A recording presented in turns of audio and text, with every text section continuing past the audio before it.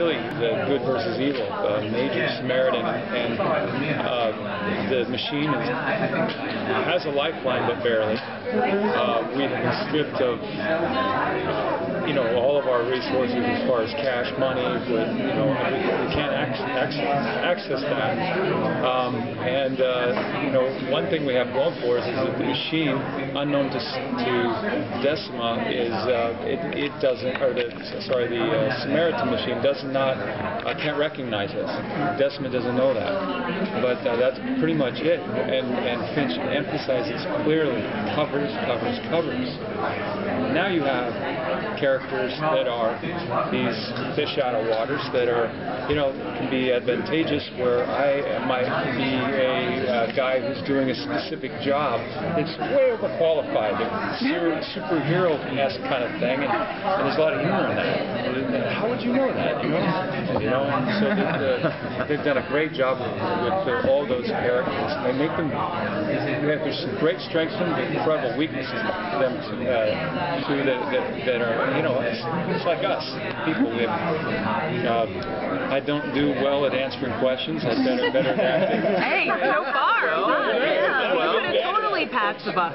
Well, but you've also lost each other. Everybody just scattered. Will we be able to see our crowd come back together? Or? Well, that's the real challenge. Yeah. I think in order to be true to where we ended last season, we almost imagine it was a diaspora.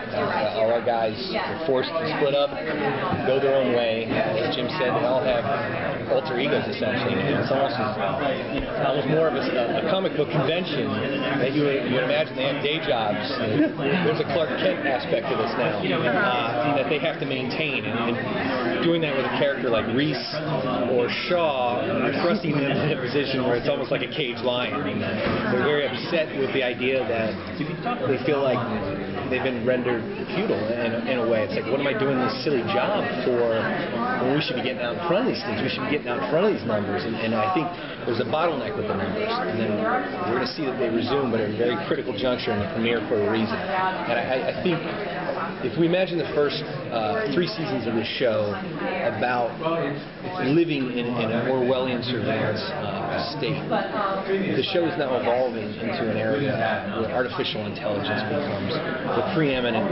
existential risk that not only our guys are encountering, but the world.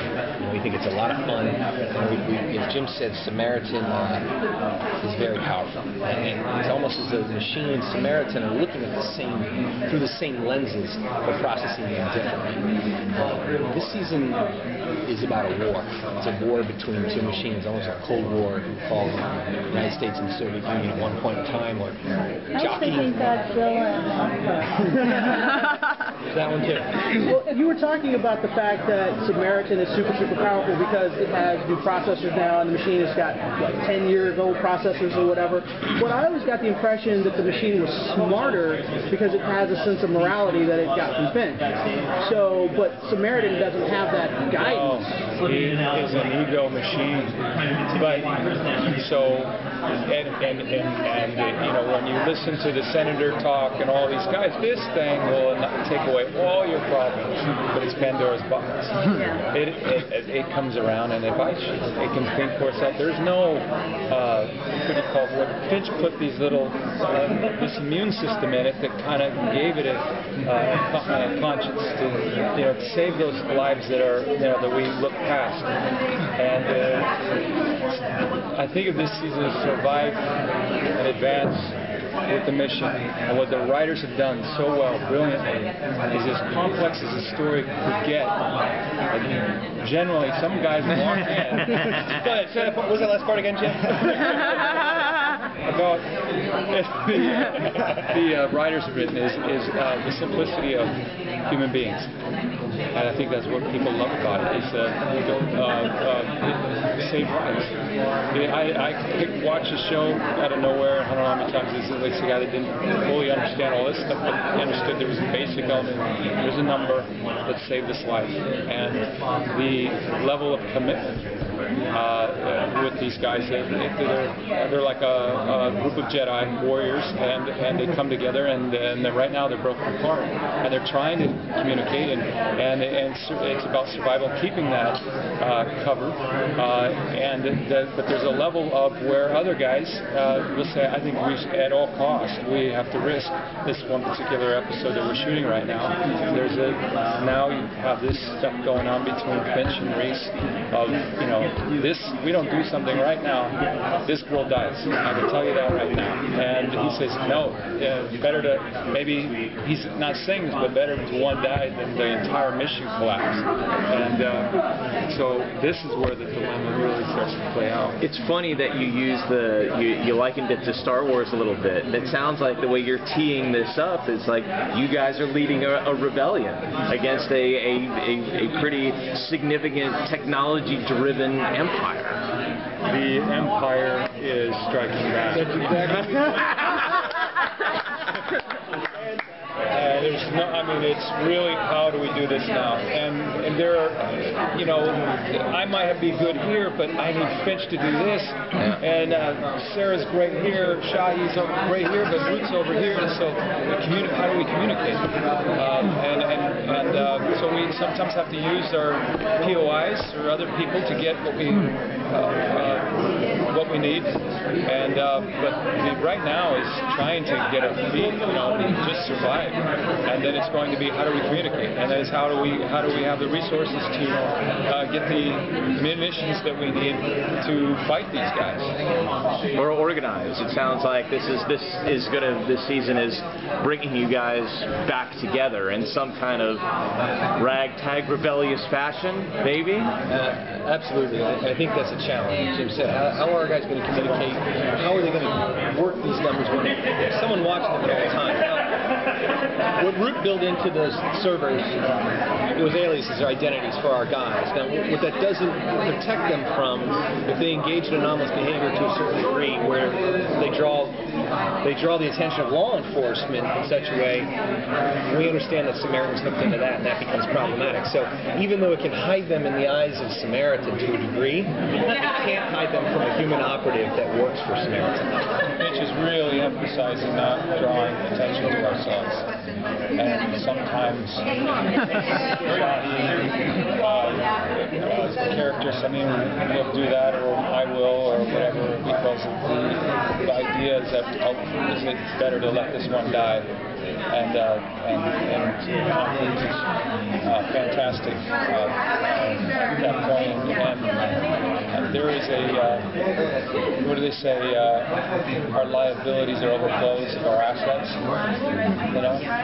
Interesting. So, Jim, Reese is such a taciturn character. As an actor, how do you approach that when you don't have as many words to say Finch has got to get what's going on in your character's head out so you can see that? I always think that words are used as a device to communicate.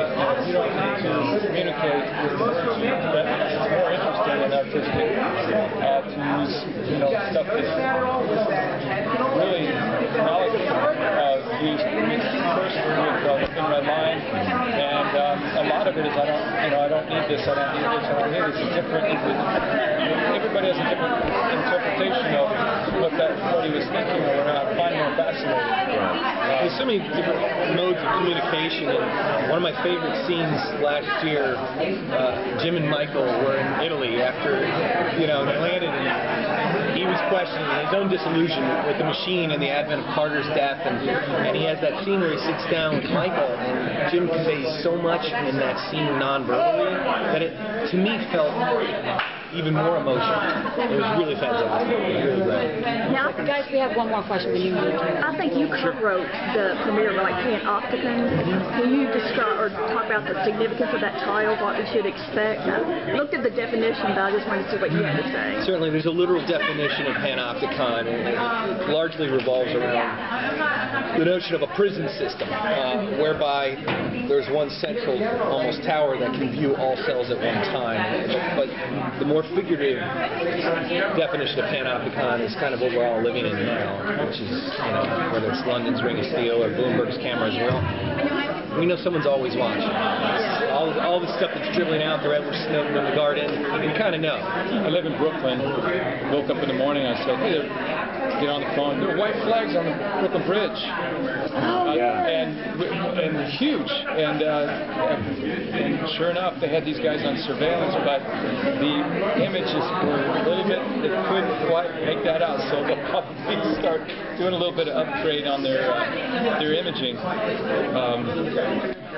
But yeah, it's another 5 people. Let's take it for granted we're all living in a panopticon. And there was something really interesting that happened in the Arab Spring, where a government was monitoring social media, was monitoring people organizing, trying, basically a rebellion. And we're using social media against those people, incarcerating those people, even torturing people who were looking to bring about change in their country. And something arose during the Arab Spring as a form of communication, a bit of subterfuge, almost a guerrilla network, which we thought was really interesting. And we think that's a fun place to start off the premiere. So how do you go up against the panopticon? How do you communicate? How do you do anything? You get a number. How can our guys even talk on the phones? We had a great field trip at the beginning of the year. All the writers we went to Google. It was eye-opening. Really quick question. The glass with the cracks and the tape, with all the state-of-the-art equipment that they had, why was that glass broken? Yeah, why did Finch keep that glass there? Are you talking about in the library? Yeah, every time when they set up the case and hit the numbers and Why are we not looking at a monitor instead of a broken piece of glass? Oh, yeah. No, that's fine. Yeah, well, we look at monitors all the time on our show in the library as well. But the glass board largely became symbolic of the person of interest, the number that went up, and it was a way to sort of network it out. And, if there was one tip of the hat to traditional procedural, that would have been it. And the reason it's glass, of course, is because any director wants depth in a shot. He doesn't want But then we thought the shattering of it was very symbolic. It broke my heart, actually. yeah. The library's gone, Right. but there's going to be a new set that arises in its wake. Really awesome. Yeah. Wait and see. Phoenix, that'll be it. Okay, guys. Thank you very much.